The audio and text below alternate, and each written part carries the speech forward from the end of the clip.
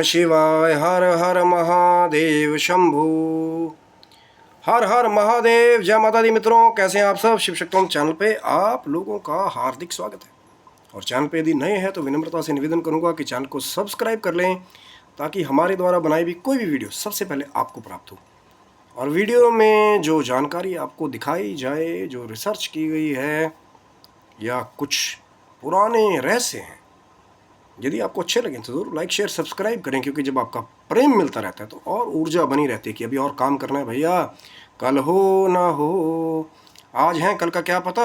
इसलिए नित्य प्रति जब तक ठाकुर जी की कृपा से, भगवान शिव की, माँ जगदम्बा की, राधा रानी की कृपा से श्वास मिले हैं, नित्य प्रति कोई ना कोई ज्ञान की चर्चा जो है, जिसके द्वारा लोक कल्याण जो है वो होता रहे। क्योंकि हमारे ऋषि मुनियों ने कहीं ना कहीं पूरा जीवन अपने तपस्या करके ये जो ग्रंथ हैं, ज्ञान है, वो लोगों के कल्याण के लिए दिया है। और आज के एक बहुत ही खास पूजा पद्धति के बारे में कहीं ना कहीं हम लोग आज चर्चा करने वाले। वीडियो को अंत तक देखिएगा।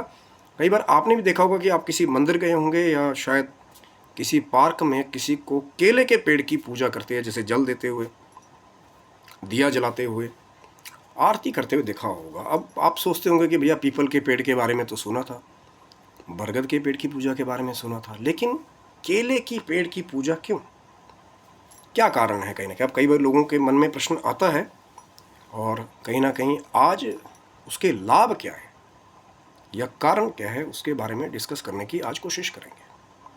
क्योंकि कहीं ना कहीं ये कहा गया है कि जो केले का पेड़ है, अब आपने बहुत सारी जगह देखा होगा कि जब भागवत कथाएं होती हैं या सत्यनारायण कथा होती है तो सबसे पहले कहा जाता है भाई केले का पत्ता लेकर के आना, या केले का, कहीं जगह केले के पेड़ का ही मंडप जो है बनाया जाता है भागवत कथाओं में। कारण क्या है, क्योंकि कहीं ना कहीं ये जो पीला केले का पेड़ है, हरा भरा, तो ठाकुर जी से इसका कनेक्शन माना जाता है। क्योंकि कुंडली में बृहस्पति जी को ठाकुर जी का ही स्वरूप माना जाता है। बृहस्पति देवताओं के गुरु और कहीं ना कहीं ज्ञान के कारक, संतान के कारक, विवाह मांगलिक कार्यों के कारक, पूजा पाठ के कारक। तो कहीं ना कहीं जब कुंडलियों में यही बृहस्पति ग्रह नीच के हो जाए, तो इसीलिए ये भी एक उपाय है, एक रेमेडी है उन लोगों के लिए कि जिनका अगर कहीं लगन विपरीत हो।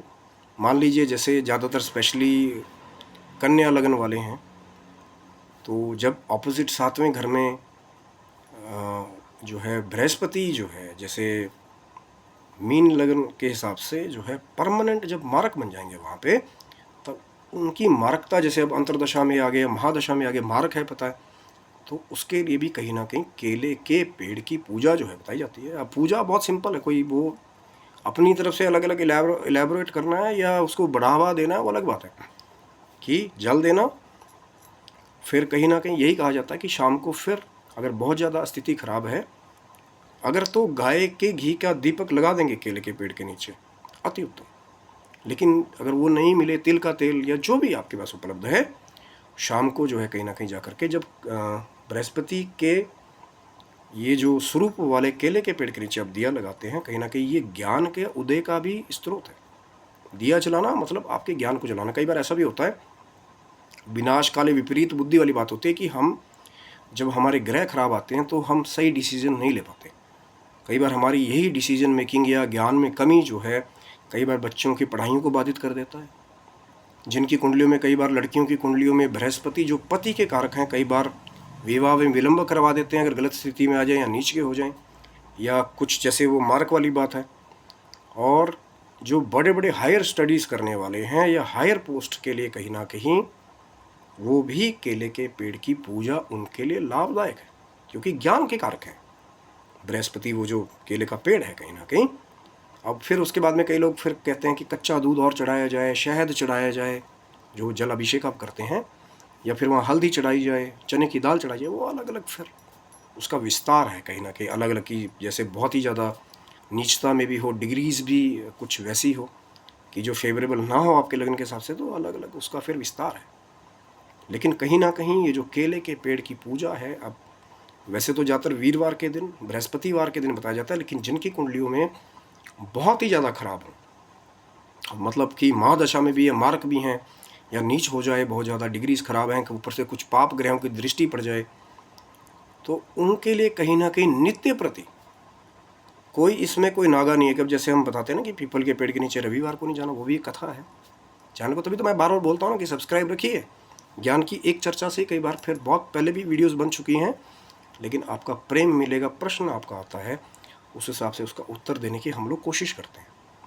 तो जिनका बृहस्पति बहुत ज़्यादा कहीं ना कहीं खराब हो जाए, या जो लाभ लेना चाहते हैं कि बृहस्पति कुंडली में योग कारक है लेकिन डिग्रीज कम है, तो वो भी कहीं ना कहीं ये जो केले का पेड़ है इसकी पूजा करके वो भी अपने बृहस्पति को कहीं ना कहीं फेवरेबल बना सकते हैं। सब कुछ है शास्त्र से। मैंने कहा ना, ऋषि मुनि ने बड़ी रिसर्च करके बहुत सरल उपाय भी बताए हैं, लेकिन नित्य प्रति जो नियम है कहीं ना कहीं यही हमें लाभ देता है। भगवान शंकर नियम से इसीलिए तो प्रसन्न होते हैं। अब ये नहीं कि आज एक दिन चढ़ा दिया, एक बृहस्पति चढ़ा दिया, उसके बाद फिर बोला भैया हमारा तो काम हो गया। क्योंकि जब श्रद्धा, आस्था, विश्वास आपका होगा, उसके द्वारा आप कार्य करेंगे, तो ज्योतिष में ऐसा कोई बुरा योग नहीं है जिसका सोल्यूशन या जिसका उपाय जो है कहीं ना कहीं वो ऋषि मुनियों ने नहीं बताया। चाहे जैमिनी जी ने, चाहे पराशर जी ने, सब ने बताया है उपाय। लेकिन इस कलयुग की एक सबसे बड़ी एक खामी है कहीं ना कहीं कि लोग आधा डराने वाला ज्ञान ज़्यादा बताते हैं। वो जो उपाय है चाहे सरल ही हो कि भैया बेटा बृहस्पति खराब है, जाओ केले के पेड़ की पूजा करो नित्य प्रति, उसको थोड़ा सा गुड़ाई कर दी, कभी कभी जैसे थोड़ा सा दिया जला दिया, जैसे मैंने आपको बताया कि गाय के घी का शुद्ध अगर दीपक मिल जाए तो अति उत्तम। और नित्य प्रति बस जाके जल ही तो डालना है। अब आपके घर से पास में है, दूर है, नहीं है, थोड़ा श्रम तो उस हिसाब से जो है वो करना पड़ता है। कई लोग बड़े अच्छे हैं कि घर से, जैसे पहले गांव में होता था कि घर से थोड़ा दूर जाके आंगन जैसे में केले का पेड़ हो, और इसमें कोई नियम नहीं है। आप सोमवार से लेकर के एतवार तक कभी भी आप केले के पेड़ के नीचे जाइए, पूजा कीजिए। खास करके बृहस्पतिवार को, जिनका कहीं ना कहीं बृहस्पति खराब हो, नीच हो, तो उनको तो फिर बृहस्पतिवार के दिन तो उपाय करना ही चाहिए। नहीं तो नित्य प्रति भी अगर पूजा करेंगे केले के पेड़ की तो ठाकुर जी भी प्रसन्न होते हैं। और वो जो बृहस्पति ग्रह है, जो देवताओं के भी गुरु हैं, उच्च पदवी पे बिठाने वाले हैं, कई बार जिनके उच्च के बृहस्पति हो जाते हैं, तो जो हंस नामक राजयोग है कुंडली में, उच्च के होकर के या अपने घर में बैठे हों, तो ऐसे लोग बहुत बार बहुत बड़े बड़े इंस्टीट्यूशन में टीचर्स, बड़े बड़े एडमिनिस्ट्रेशन लेवल पे जो है पदवियों पे बैठे होते हैं। क्योंकि लाभ भी देता है बृहस्पति, ज्ञान का कारक है। और सबसे अच्छी बात यह है कि बाकी ग्रहों के मुकाबले अगर बृहस्पति मारक भी हो जाए तो भी वो एक सौम्य ग्रह है, उतनी मारकता जो है नहीं होती। हो सकता है शायद आपके लीवर संबंधी वो कहीं ना कहीं प्रॉब्लम दे दे, क्योंकि ये लीवर को रूल करता है। कोई डाइजेशन संबंधी आपको प्रॉब्लम दे दे। कई बार बृहस्पति केतु का कॉम्बिनेशन कुंडली में पीलिया को निमंत्रण दे देता है कई बार, जहाँ से फिर लीवर की स्वेलिंग, फैटी लीवर, बहुत सारे लोग जूझते हैं। लेकिन हर एक समस्या और बीमारी के बारे में भी ऋषि मुनियों ने पहले ही बता दिया है कि ये जब ग्रह का कॉम्बिनेशन बन जाएगा तो वहाँ ये वाली समस्याएं जो है उत्पन्न हुई पहले से है। पर कमी क्या है कि मैंने पहले भी कहा था, आज फिर कह रहा हूँ, किसी का अपमान करने का मेरा कोई उद्देश्य नहीं है।